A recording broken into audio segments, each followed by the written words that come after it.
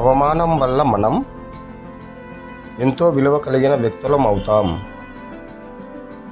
కానీ మన ఆత్మగౌరవం తక్కువ కాకూడదు. నమ్మకాలు, గౌరవం కోల్పోవడం కంటే అవమానం ఎదుర్కోవడం కేవలం ఒక పరీక్ష. మీరు అవమానాన్ని తట్టుకోవడంలో గొప్పతనం చూపండి. అది మాత్రమే మీ నిజమైన శక్తిని ప్రదర్శిస్తుంది. గుర్తుంచుకో,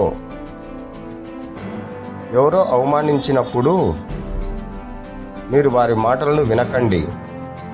మీ హృదయం మరియు మనస్సును పరిపూర్ణంగా ఉంచండి.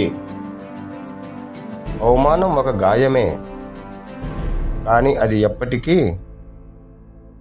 మీరు ఎలాంటి వ్యక్తి అని నిర్ణయించదు.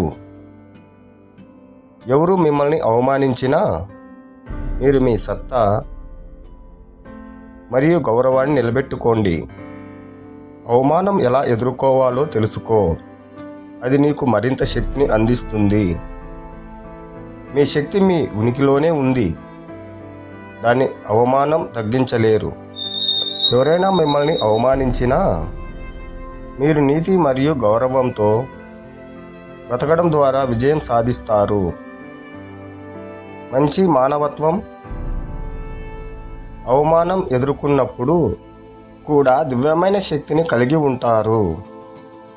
అవమానం చేసిన మాటలు మీ మనస్సును బాధించవచ్చు, కానీ మీరు దానిని తట్టుకొని నిలబడితే అది మీ బలాన్ని చూపిస్తుంది.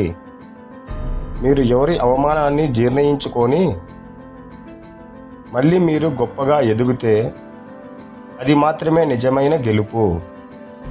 అవమానం గురించి బాధపడకుండా దాని నుంచి మనం ఏం నేర్చుకోగలమో ఆలోచించండి.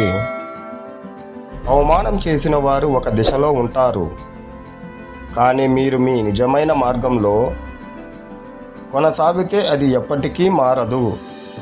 ఎవరో మిమ్మల్ని అవమానించినప్పుడు మీరు దిగజారకుండా మరింత శక్తివంతంగా కనిపించండి.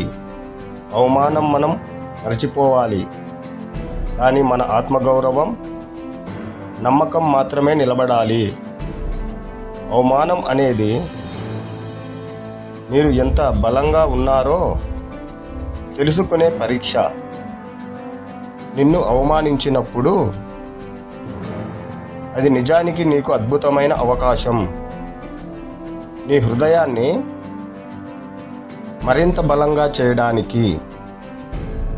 అవమానించిన వారిపై మీరు ప్రతిస్పందించే విధానం మీరు ఎవరో నిర్ధారిస్తుంది.